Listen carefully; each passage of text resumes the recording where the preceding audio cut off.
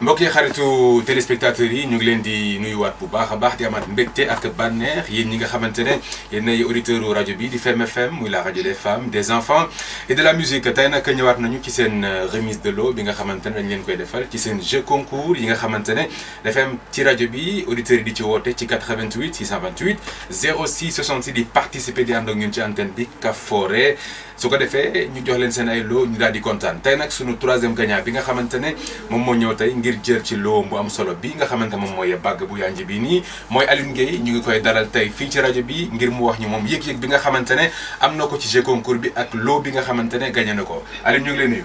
waaw di la fay DJ. naka nga gisee tey lot bi nga xamante ñu ngi la koy jox. waaw tey xanaa sant yàlla di ànd ak kontaan ak bànneex ak mbégte.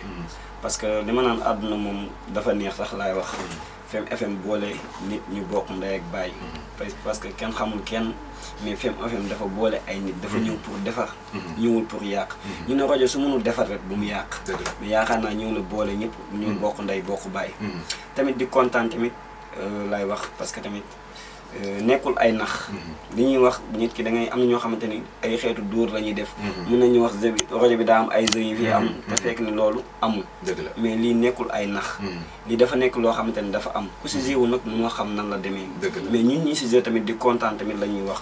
parce que tamit nekkul ay nax. nekk na lu rafet nekk na loo xamante ni mbégte lay doon. ci ñun waaw parce que Femme FM suñu Femme FM la. dëgg la yéen a ko moom ba ñu jàppee ba léegi bàyyi ma jàpp te ba bàyyi lañ xam. kon jàpp te ba bàyyi comme ni mu ko waxee loolu mooy li nga xamante ne moom mooy wareefu auditeur ci rajo cadeau bi nag muy sa lot bi nga xamante ne gañ nga ko dañuy woo Maretu su ko defee mu ñëw jox la ko ñu ngi fàttali nag ñu ngi ci ànd ak suñu partenaires yi nga xamante ne ñoo ñu gunge ci jeu concours bi muy bijouterie la solution marque bi di Grazella ayca Maretu bu fekkee ne mën na ñëw ñu jox ko lot bi nga xamante ne moom la gagné muy macha allah bàgg bu yanj bi nga xamante ne kii nag li ma ci jaaxal mooy am nga soxna.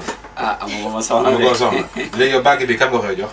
bàgg bi xanaa ma joxagum ko sama yaay. sama yaay ma joxagum ko sama yaay. mère nga koy jox. mère laa koy jox. donc bu mère jëlee léegi boo joué waatee ba gagné. fekk madame ñëw waaw fekk madame ñëw.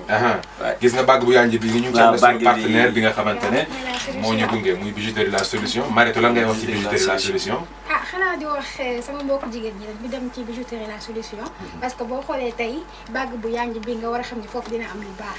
et puis aussi di wax suñu auditeurs yi ak auditrices yi surtout ñu continuer di woote ci 88 628 06 66 pour mën a am ci yu baax yi. et puis aussi bu fàtte ni paasu màggal yi mu ngi continuer de. paasu màggal dafay continuer yéen tamit continuer leen di woote ci 88 628 06 66 fii ba màggal bi saa yoo duggee ci antenne bi am nga paasu màggal donc bu leen ko kenn nettali Mariétou jërëjëf ñu ngi lay gërëm bu baax a baax.